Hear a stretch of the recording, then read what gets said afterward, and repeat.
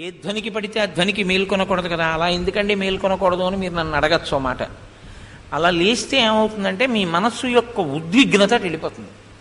అలా లేవద్దు అని శాస్త్రం. ఎందుకంటే మీరు లేచేటప్పుడు విష్ణు స్వరూపంతో ఉన్నటువంటి దాన్ని ధ్యానించి ముందు ఆ పేరే నోటి వెంట పలకాలి. రాత్రంతా పడుకున్న తర్వాత మొదటి మాట నోటి వెంట ఏది రావాలంటే ప్రాతకాలంలో శ్రీహరి తప్ప ఇంకొక మాట వాడడం అన్నది మంచిది కాదు యథార్థానికి.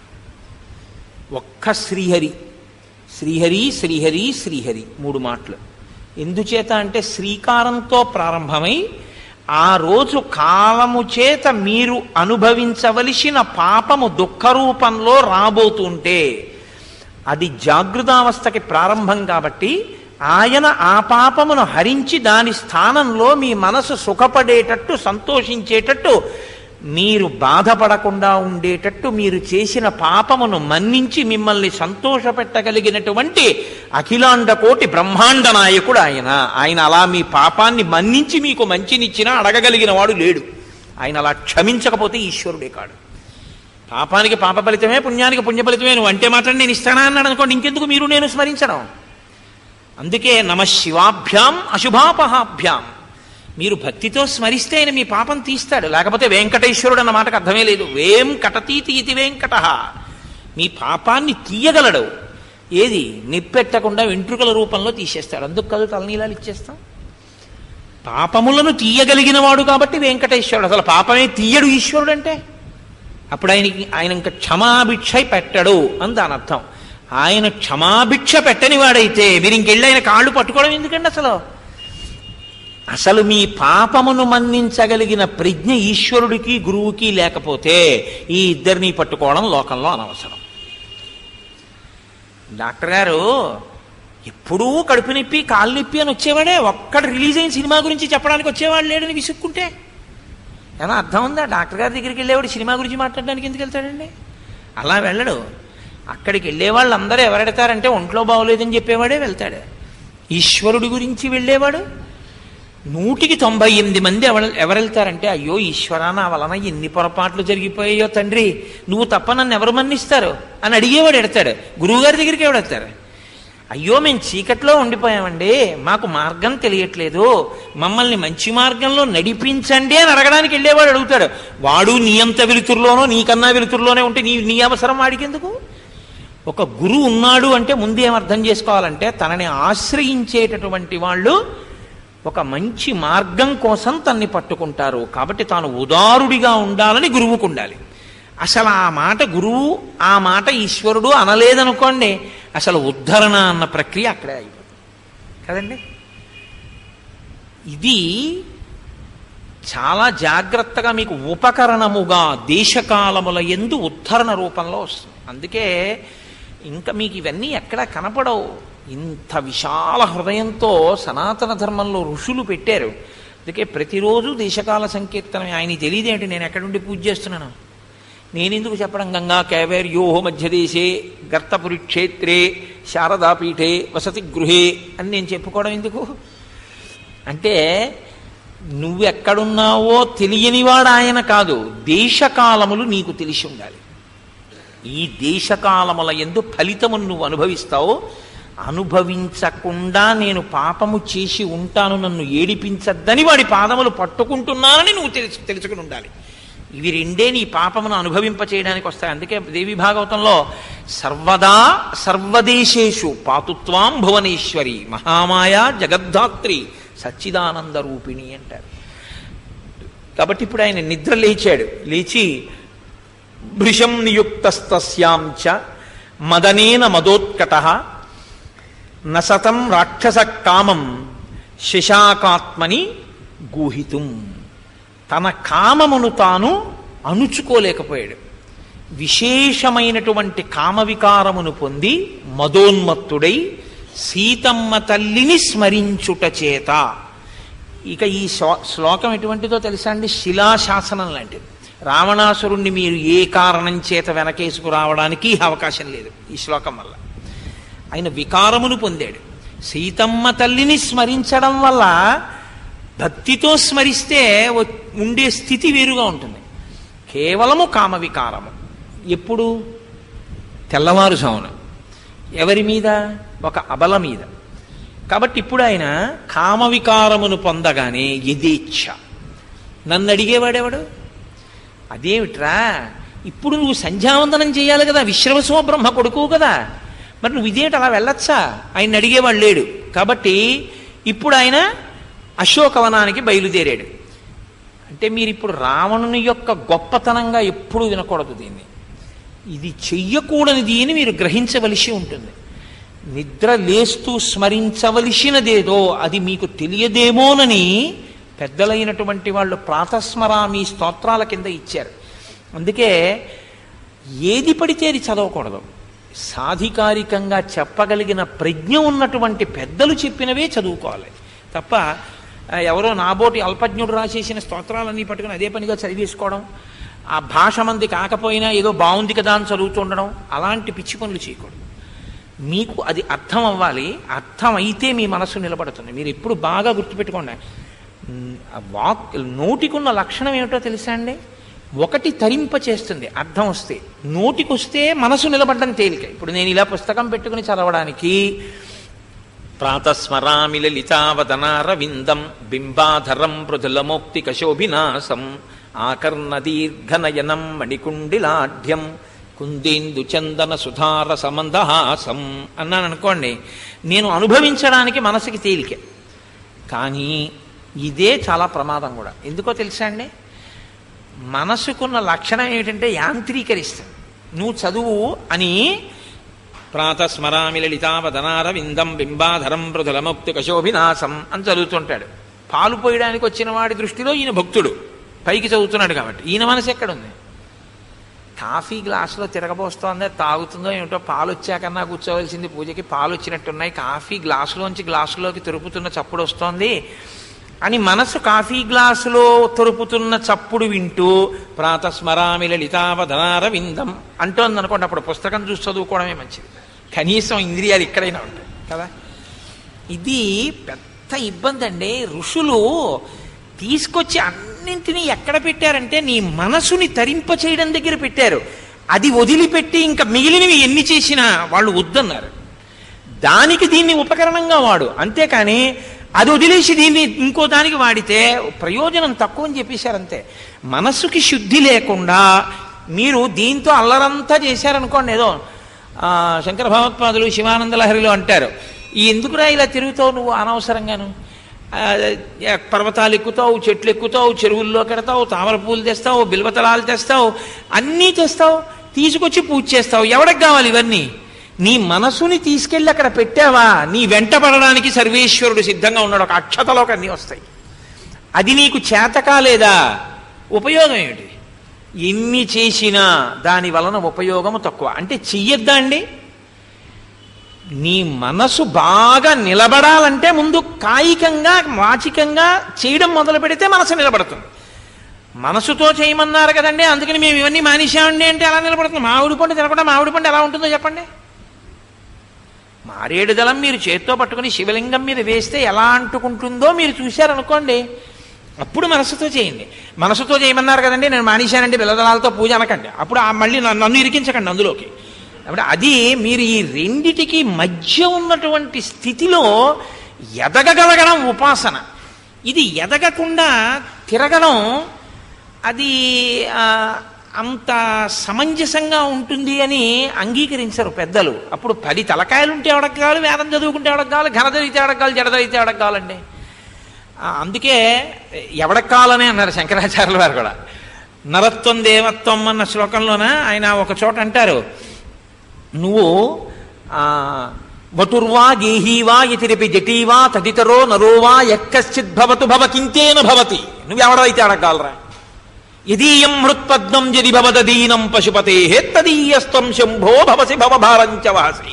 నువ్వు బ్రహ్మచారివైతే ఎక్కువ, గృహస్థువైతే ఎక్కువ, సన్యాసివైతే ఎక్కువ, నీ మనసు పెట్టావా నాకు చెప్పు. నీ మనసు పెడితే ఈశ్వరుడు నీ వెంటపడ. వాడు నా కొరకు రక్షింపవలయువాడు అన్నాడు భాగవతంలో. ఆయన వాణ్ణి వాడి కోసం కాదు, భక్తుణ్ణి రక్షించకపోతే నేను ఉన్నానని ఎవడు నమ్మడిగా. అందుకని వాడు నా కొరకు రక్షింపవలయువాడు. ఎంత పెద్ద మాట అండి నిజంగా పోతన గారిది. ఏమీ ఆంధ్రీకరణ. ఇది పట్టుకోవడం నీ సంస్కారం, నీ ఉపాసన. ఇది నేర్చుకోకుండా సుందరకాండ వింటే ఉట్టినే నీ శ్లోకాలన్నీ చదివి కథంతా చెప్పడం ఎంతసేపు అండి? 10 నిమిషాలు, ఇవాళ 8:30కి మొత్తం రామాయణమే పూర్తి చేసి వెళ్ళిపోతాను. ఎందుకది? అదేం సిలబస్సా? అది పూర్తి చేస్తే నాకు ఇంక్రిమెంట్ ఇస్తారంటే ఆ సిలబస్ పూర్తి చేసి నా వలన మీకు ఏమైనా ప్రయోజనం కలిగితే నేను సుందరకాండ చెప్పినట్టు. మీ సమయం నేను తినేశాను అనుకోండి, ఇక్కడ 3000 మంది ఉంటే 3000 మంది యొక్క 2 గంటలు అంటే 6000 గంటల సమయం ఎందుకో పనికి రాకుండా మీకు కొత్తగా ఒక్క విషయం తెలియకుండా నేను చెప్పి పెడితే ఆ కాలాన్నంతటికీ నేను జవాబుదారి. కాబట్టి ఎక్కడో ఒక్క విషయమైనా ప్రస్తావన చేయకుండా గబగబా దేనికి చదవడం, దేనికి చెప్పడం నేను. కాబట్టి మీరు ఈ ఉపాసన రహస్యాన్ని గమనించవలసి ఉంటుంది. ఆయన వెడుతున్నాడు అశోకవనానికి. అశోకవనానికి వెడుతున్నప్పుడు ఆయన అనుగమించారు రాజు కాబట్టి అనుగమించారు. అబ్బో శ్వేతఛత్రం పట్టారు. ముందు కొంతమంది వాద్య పరికరాలు పట్టుకున్నారు, కొంతమంది విచ్చుకత్తులు పట్టుకున్నారు, కొంతమంది తొలగండి తొలగండి అంటే తొలగడానికి ఎవరుంటారు అక్కడ? వాడు తప్ప. అయినా అదో మర్యాద, తొలగండి తొలగండి అంటున్నారు, తీసుకెడుతున్నారు. అయితే చిత్రం ఏమిటో తెలుసా అండి? మహర్షి చాలా అందంగా మాట్లాడతారు. ఆయన అన్నారు, కాచిద్రత్నమయీం స్థాళీం పూర్ణాం పానస్య భామిని దక్షిణా దక్షిణేనైవ తదా జగ్రాహ పాణినా రాజహంస ప్రతీకాశం ఛత్రం పూర్ణ శశిప్రభం సవర్ణదండమపరా గృహీత్వా పృష్టతో యయౌ.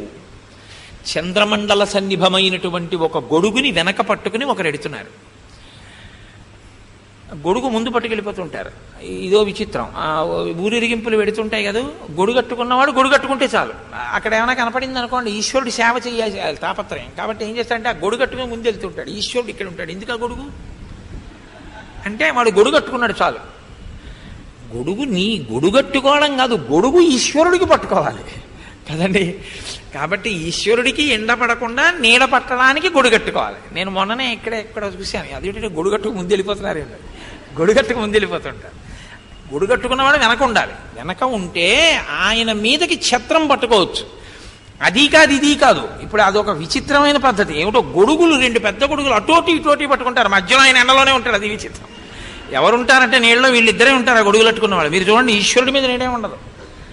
వీళ్ళిద్దరూ గొడుగులట్టుకుని పక్కన నించుంటే అది చూడడానికి బాగుంటుంది. అది ఎంత బాగుంటుందంటే ఈశ్వరుడు వాహనం మీద ఎడుతుంటే ఒక ఆయన ఇటువైపుకి తిరిగి చావరం వేస్తుంటాడు. మీరు చూశారో లేదో, టీవీల్లో కనపడుతుంటాడు. ఈశ్వరుడు ఎడుతుంటాడు వాహనం మీద, ఒక ఆయన నించుని మీకు బాగా కనపడేటట్టు వేస్తాడు. ఎందుకంటే ఎదురుగుండా టీవీ ఛానల్స్ తీస్తున్నాయి. చామరం టీవీ ఛానల్ కోసం నీకా ఈశ్వరుడికా? ఈశ్వరుడికైతే ఇటు తిరిగివి. నీవు టీవీ ఛానల్లో బాగా కనపడాలంటే ఇలావి. మీరు చుట్టల్లా అలా ఉంటాయి సేవలంటే. అది కాదు సేవ, ఇక్కడి నుంచి వస్తే సేవ. కాబట్టి కాచిద్రత్నమయీం స్థాళీం పూర్ణాం పానస్య భామిని. ఒక ఆవిడ దక్షిణేనైవ తదా జగ్రాహ పాణినా. కుడి చేత్తో పట్టుకుని, మళ్ళీ వాడికి శాస్త్రం, ఎందుకంటే ఎడం చేత్తో పట్టుకుంటే దూష్యం, అవమానించినట్టు. చాలా జాగ్రత్తగా కుడి పక్కన కుడి చేత్తో పట్టుకుని ఒక భామ బంగారు పాత్రలో మద్యం పట్టుకెడుతోంది. ఎవరికి? విశ్రవసోబ్రహ్మ కుమారుడికి, వేదం చదువుకున్నవాడికి. కాల్సన ఈ చదువు ఎవరికి అంటే బాగా మీరు పట్టుకోవలసింది ఏమిటంటే ధర్మము అన్న మాటకు అర్థం తెలిసి ఉండుట కాదు, ఆచరించుట. ఆచరించుట ప్రీసపోజెస్ తెలిసి ఉండుట. ఆచరణ ఎప్పుడు వస్తుందండి? తెలిసి ఉంటే. ఆచరణ తెలియక తప్పుగా ఉంటే ఈశ్వరుడు మన్నిస్తాడు. ఏం ప్రమాదం లేదు. తెలియదు. ఎవరికి తెలియదు? తెలుసుకోవలసిన వాడు తెలుసుకోకుండా నాకు తెలియదంటే క్షమార్పణ లేదు. తెలుసుకోవలసిన వాడు తెలుసుకుని ఉండవలసిందే. ఒంటి మీద యజ్ఞోపవీతం వేసుకున్న వాడికి తెలిసి ఉండాలంతే. ఒంటి మీద యజ్ఞోపవీతం వేసుకుని నాకు తెలియదంటే క్షమార్పణ లేదు. ఎవరు అలా తెలుసుకునే అవకాశం లేని వారు ఉన్నారో వారి ఉపాసనలో వైక్లభ్యం వచ్చిందనుకోండి, ఈశ్వరుడు ఉన్నాడు క్షమించడం. అందుకే కర్మభ్రష్టుడైనా ఆయన తెలుసుకునే అవకాశం లేనివాడై ఉన్నప్పుడు ఈశ్వరుడు క్షమిస్తాడు. తెలుసుకోగలిగిన అవకాశం ఉండి కర్మభ్రష్టుడైతే ఈశ్వరుడు మన్నించాడు. క్షమార్పణ యందు ఈ లక్షణం ఉంటుందండి. అందుకే శంకరాచార్యులు వారు ఏం మాటలు ఉత్తినే అనలేదు ఆ శ్లోకాలు. మార్గావర్తిత పాదుకా పశుపతే రంగస్య కూర్చాయతే గండూషాంబు నిషేచనం పురరిపోర్ దివ్యాభిషేకాయతే కించిత్ భక్షిత మాంసశేష కబళం నవ్యోపహరాయతే భక్తి కిం న కరోత్యహో వనచరో భక్త్యావతంసాయకే. తిన్నడు అడవిలో తిరిగి వచ్చినటువంటి చెప్పుతో కూర్చగా నిర్మాల్యం తీశాడు. ఈశ్వరుడు అంగీకరించాడు. ఆయనకేం తెలియదు, ఏమీ తెలియని వాడు అలా చేస్తే ఒప్పుకున్నాడు. తిన్నడు అలా తీస్తే బాగుంటుందండి, మా ఊళ్ళో అలా తీస్తామంటే మూడో కన్ను తెరుస్తాడు.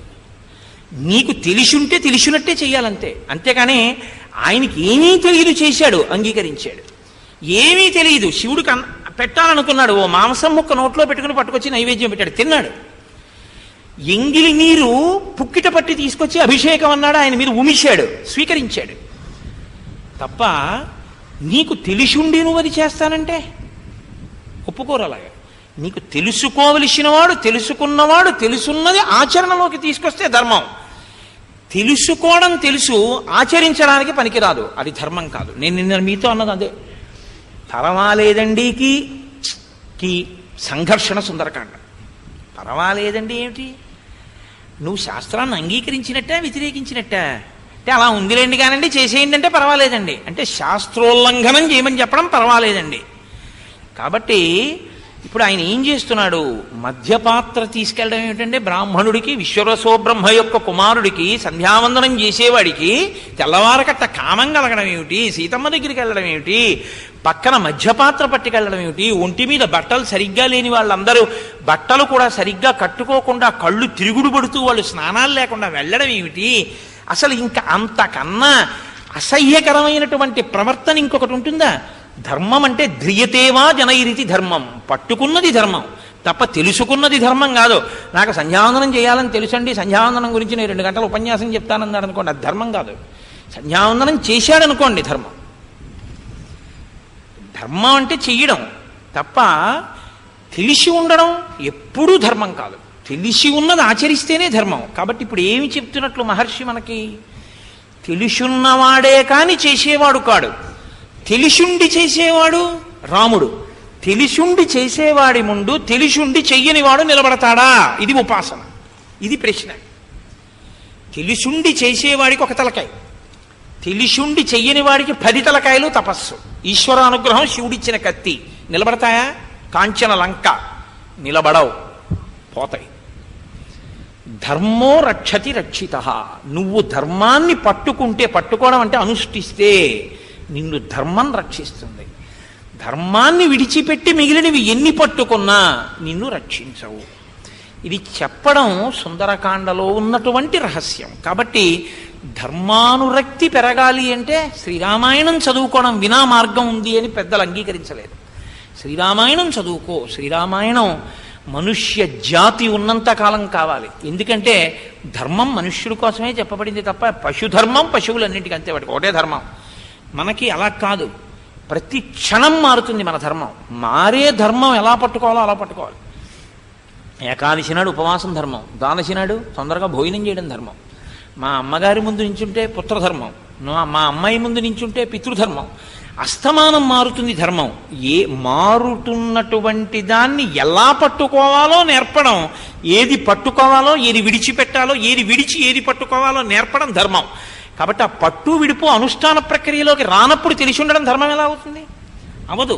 అవనప్పుడు అనుష్ఠింపబడిన ధర్మం ముందు తెలుసుకున్న ధర్మం నిలబడదు. ఇది చెప్పడం సుందరకాండ. కాబట్టి మనం అభ్యున్నతిని పొందాలి అంటే ఏం చెయ్యాలి అని రామాయణం యొక్క తీర్పు.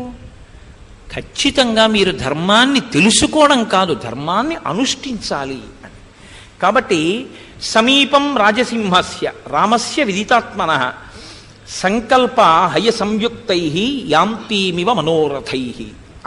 ఈయన అశోకవనంలో ఉన్న సీతమ్మ దగ్గరికి వెళ్ళాడు. సీతమ్మ ఎలా ఉందంటున్నారు? ఇది మహర్షి సుందరకాండ అంటే. మహానుభావుడు ఏమి రచన చేశారండి.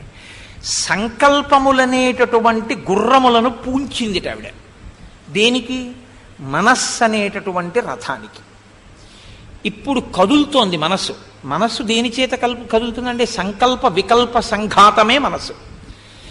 సంకల్ప వికల్ప సంఘాతమైనటువంటి సీతమ్మ మనసు కదిలింది, సంకల్ప వికల్ప సంఘాతమైన రావణుడి మనస్సు కదిలింది.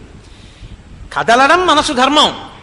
ఆయన మనసు తెల్లవారుజామున పరకాంతయందు కామోద్రిక్తుడై వికారములతో కదిలింది. ఆయన మనసు పొందిన వికారం పైకి తెలుస్తోంది. ఇప్పుడు ఆవిడ మనస్సు కదిలింది. ఆవిడ మనసు ఎలా కదిలింది? సంకల్పములన్న గుర్రాలు కట్టబడి మనస్సన్న రథం మీద కూర్చుని రామచంద్రమూర్తిని చేరింది. ఎవరు నిలబడతారు, ఎవరు పడిపోతారు? ఆవిడ ధర్మంలో ఆవిడ ఉంది. ఆవిడ భర్తను ఆవిడ స్మరించింది. ఈయనెవరిని స్మరించాడు? పరకాంతని స్మరించాడు. భ్రష్టత్వం కాదు. ఎంత అద్భుతం అండి! సంకల్ప వికల్పములు మనసు యొక్క లక్షణం. అది మీకు ఆపరేషన్ చేసి చూస్తానంటే ఏం కనపడదు. కన్నులాగా, గుండెలాగా, ఊపిరితిత్తుల్లా, మూత్రపిండాల్లా అదేం కనపడదు. కనపడకపోయినా అదే నడిపిస్తుంది శరీరాన్ని. ఉద్ధరణ కానీ పతనం కానీ దానివల్లే. మనోహి హేతు సర్వేషాం ఇంద్రియాణం ప్రవర్తనే. నిన్ననే కదా ఆయన అన్నారు హనుమ. కాబట్టి సీతమ్మ అటువంటి ధ్యాన స్థితిలో ఉంటే ఆవిడ ఎలా ఉందో రావణుడు వెళ్ళేటప్పటికీ చెప్తున్నారు. అభూతేనాపవాదేన కీర్తిం నిపతితామివ ఆమ్నాయనామయోగేన విద్యాం ప్రశిథిలామివ. అభూతేనాపవాదేన కీర్తిం నిపతితామివ అంటే అది నిజమైనటువంటి ఆరోపణ కాదు. ఆరోపణ అంటే ఈయన దొంగతనం చేశాడండి అన్నాను అనుకోండి, అండర్ ట్రయల్ అంటారు. ఈయన నిజంగా దొంగతనం చేశాడా చేయలేదా విచారణ జరుగుతుంది. ఈయన దొంగతనం చేశాడా చేయలేదా అని విచారణ జరుగుతున్నంత కాలము అపకీర్తి ఉంటుంది. ఎందుకంటే ఏమో దొంగతనం చేశాడేమోనండి తీసుకెళ్లారంటారు.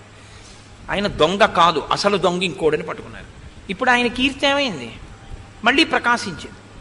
అలా ఒక దోషము లేకపోయినా ఆరోపింపబడిన వ్యక్తి ఎలా ఉంటాడో అలా ఉందిట సీతమ్మ. అభూతేనాపవాదేన కీర్తిం నిపతితామివ ఆమ్నాయనామయోగేన విద్యాం ప్రశిథిలామివ. అంటే బాగా ఆమ్నాయం అంటే అదే పనిగా పురస్చరణ చేసేటటువంటి మంత్రభాగాన్ని చేయడం మానేశాడు అనుకోండి, మంత్రం జ్ఞాపకానికి రాలేదు. లేకపోతే తాను ఏ విద్యని ఆమ్నాయం చేస్తున్నాడో ఏది నిరంతరం. ఎందుకంటే ఇది మళ్ళీ చాలా గమ్మత్తైన విషయం. మళ్ళీ ఇది ధర్మంతో కూడుకుని ఉంటుంది తెలుసా అండి. ఎవరు పడితే వాళ్ళు ఏది పడితే తిప్పడానికి వీల్లేదు. ఏది నువ్వు ధర్మంగా తిప్పావో దాన్ని బట్టే నీకు సంస్కారం కూడా ఉంటుంది.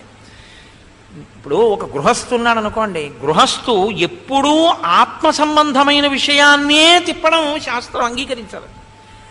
అందుకే చిన్నపిల్లలకు ప్రణవం పలికించకండి అని చెప్తారు. చిన్నపిల్లలతో ఓంకారాన్ని అస్తమానం పలికించవద్దు అని చెప్తారు. అది ఒక వయసు దాటిన తర్వాతే ప్రణవం తప్ప అందరూ ప్రణవం చెప్పకూడదు. ఎందుకు చెప్పకూడదు అంటే ప్రణవం అలా చిన్నపిల్లలు చెప్తే దానివల్ల వచ్చే ఫలితాలు వేరుగా ఉంటాయి. చెప్పించకూడదని చెప్తున్నాయి శాస్త్రాలు. మీరు సాధికారిక వ్యాఖ్యానాలు చేస్తే అలాగే చేశారు పెద్దలు. చెప్పించకూడదు పిల్లలతో అని చెప్పారు. అయినప్పుడు ఒక సన్యాసి ఉన్నాడు అనుకోండి, సన్యాసి ఎప్పుడూ ఏం తిప్పాలి మనసులో? సన్యాసి ఎప్పుడూ ఆత్మవిచారమే తిప్పాలి తప్ప ఆయన ఇంకా ఏదీ తిప్పకూడదు. అసలు ఇంకొకటి ఏదీ తిప్పకూడదు. ఆయన కేవలం ఆత్మవిచారం. ఆత్మవిచారమే తిప్పి ఎప్పుడూ ఆయన నేను ఇది తిందామని వండుకుంటున్నానండి అని కూడా అగ్నిహోత్రాన్ని ముట్టుకోడు. తినడానికి వండుకోడు. తను ఒక కర్మ చేసి ఉద్ధరణ పొందడానికి అగ్నిహోత్రం చేయడు. అసలు అగ్నిహోత్రాన్ని వదిలిపెట్టేశాడు కాబట్టి ఆయన శరీరం పడిపోయినా కూడా అగ్ని సంస్కారం చేయడు. ఆయన్ని భూస్థాపితం చేసేస్తాడు. ఎవరి ధర్మం లోపల తిప్పే విద్య కూడా విద్య అంటే తెలుసుకునేది కదండి. మీరు తిప్పడాన్ని బట్టి తెలుసుకుంటుంది మనసు. దానివల్ల తరిస్తారు మీరు. ఏది పడితే ఎవరు పడితే వాళ్ళు తిప్పడం ఏం కుదరదు. నాకు ఇది ఇష్టం అండి అందుకని నేను ఆత్మవిచారం తిప్పుతానండి అనకూడదు. అస్తమానం ఆత్మవిచారం తిప్పకూడదు. గృహస్థైనటువంటి వాడు ఇంట్లో ఉన్నటువంటి వాళ్ళందరూ అభ్యున్నతిలోకి రావడానికి కావలసినటువంటి కామ్య సంకల్పం చేసి పూజ చేయవలసి ఉంటుంది. లేకపోతే మీరు ప్రతిరోజు ధర్మేచ అర్థేచ కామేచ మోక్షేచ అంటూ ధర్మార్థ కామ మోక్ష పురుషార్థ ఫల సిద్ధ్యర్థం అంటూ ఎందుకు చెప్తున్నావు? గృహస్థు సంకల్పం వేరు, సన్యాసి సంకల్పం వేరు, బ్రహ్మచారి సంకల్పం వేరు, ఆయన ధర్మం వేరు, ఈయన ధర్మం వేరు, ఆయన ధర్మం వేరు. ఎవడు తిప్పేది వాడు. ఎవడు తిప్పవలసింది వాడు తిప్పుతున్నప్పుడు వాడికి అది జ్ఞాపకం రాకుండా మరిచిపోయాడంటే వాడు తిప్పడంలో వాడి శ్రద్ధలో దోషం వచ్చిందని గుర్తు. అది ఎలా ఉంటుందో అమ్మవారు అలా ఉంది. ఇది నిజానికి పైకి. లోపల దీని అర్థం ఏమిటి? ఈవిడ 10 నెలలు సీతమ్మని తీసుకెళ్లి లంకారాజ్యంలో శిశుపావృక్షం కింద కూర్చోబెట్టాడు. సీతమ్మను అనుభవించచ్చు అనుకుంటున్నాడు. ఇవేమన్నా నిలబడతాయా? సీతమ్మ రాముడి దగ్గరికి వెళ్ళిపోతుంది. సీతమ్మ తపస్సు ఫలిస్తుంది. తను ఏది చదువుకున్నాడో అది మరిచిపోయాడు. తెల్లవారకట్ట లేచి వేదం చదువుకున్నవాడు సంధ్యావందనం చెయ్యాలన్నది మరిచిపోయాడు. చదువుకున్నాడు, మరిచిపోవడం అంటే జ్ఞాపకం రాలేదండి కాదు, శ్రద్ధ పోయింది. ఇప్పుడు దానికి చాలా ముఖ్యమైన విషయం, నేను ముందు సంధ్యావందనం చెయ్యాలి, అసలు దాని మీద బుద్ధే లేకుండా పోయింది. కాబట్టి ఇప్పుడు ఎవరు పాడైపోతారు? రావణుడు పాడైపోతాడు. ఎవరు ప్రకాశిస్తారు? సీతమ్మ ప్రకాశిస్తుంది. కాబట్టి ఆమ్నాయనామయోగేన విద్యాం ప్రశిథిలామివ అని సన్నామివ మహాకీర్తిం శ్రద్ధామివ విమానితాం పూజామివ పరీక్షీణాం ఆశాం ప్రధ్యతామివ. కీర్తి తరిగిపోతే ఆవిడ కీర్తి తరిగిపోవడం ఉండదు. ప్రస్తుతానికి అలా ఉంది, కానీ ఆవిడ కీర్తి రెట్టించిన శోభతో ఉంటుంది. తరిగిపోతున్న కీర్తి రావణాసురుడు. శ్రద్ధామివ విమానితాం, శ్రద్ధ అంటే ఇది సత్యమన్న బుద్ధి. చదువుకుని అది వాడికి లేదు, ఆవిడికి ఏది ఉండాలో అది ఆవిడికి ఉంది. అందుకే సంకల్పాలనే గుర్రంతో మనస్సు అనే రథం ఎక్కి రాముడిని చేరింది. కాబట్టి ఇప్పుడు ఎవరికి శ్రద్ధ లేదు? పైకి తరిగిపోయిన శ్రద్ధలా సీతమ్మ ఉంది, కానీ తరిగిపోయిన శ్రద్ధకి ప్రతిస్వరూపం రావణాసురుడు, పాడైపోయేవాడు వాడు. పూజామివ పరీక్షీణాం, క్షీణించిపోయిన పూజలా ఉంది. చెయ్యవలసిన పూజ చెయ్యని వాడు ఎవడిప్పుడు? ఆయన చేయవలసినది చేస్తున్నది ఎవరు? ప్రతిబంధకంలో కూడా ఆవిడే. ఆశాం ప్రతిహతామివ, అనుకున్న ఆశ నెరవేరనట్టు. ఎవరికి నెరవేరకుండా ఉంటుంది? రావణుడికి. నెరవేరేది ఎవరికి? సీతమ్మకి.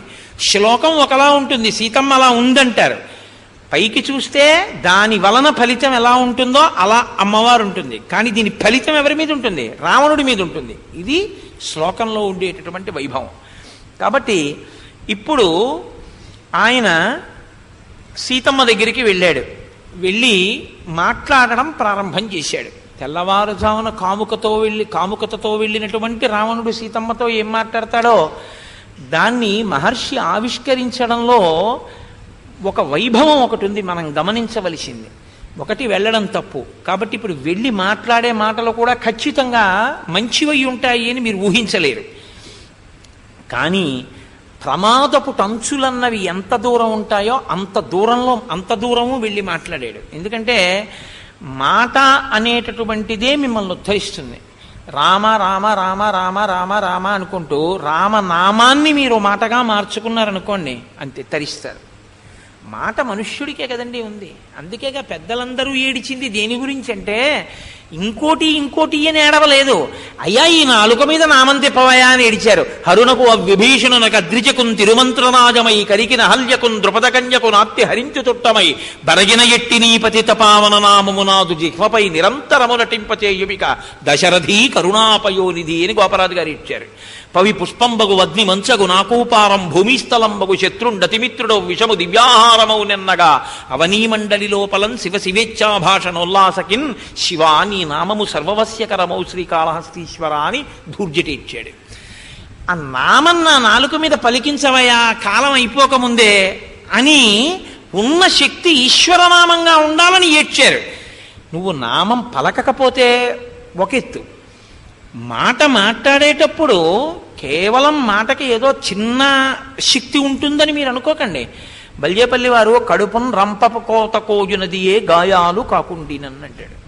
ఒక మనిషిని పడుకోబెట్టి రంపం పట్టుకుని అటు ఇటు ఇద్దరు మనుషులు నిలబడి ఎనస్థీషియా ఇవ్వకుండా కోసేశారనుకోండి, ఎంత బాధ కలుగుతుందో అంతకన్నా ఎక్కువ బాధ మీరు అనకూడని మాట ఒకటి ఎవరినైనా అంటే కలుగుతుంది. కాబట్టి ఇప్పుడు మాట వలన ఎంత బాధ అవతల వారు పొందుతారో ఆ బాధ యొక్క ఫలితాన్ని మీ ఖాతాలో వేసి అనుభవింపజేస్తారు. ఇప్పుడు రావణుడు తెల్లవారకట్ట వెళ్ళి వండుకుంటున్నది ఏమిటి? తన మృత్యు. ఇవి వెళ్ళి ఈశ్వరుడి దగ్గర నామాలు చెప్పాడు అనుకోండి, తన అభ్యున్నతి. కాలము దేశము దానికి ఉపయోగపడేవి, తద్వ్యతిరిక్తముగా వాడుతున్నాడు. తెలియక తెలిసి ఆ కాలంలో చేయకూడదని, ఇది ఇంకో పాపం.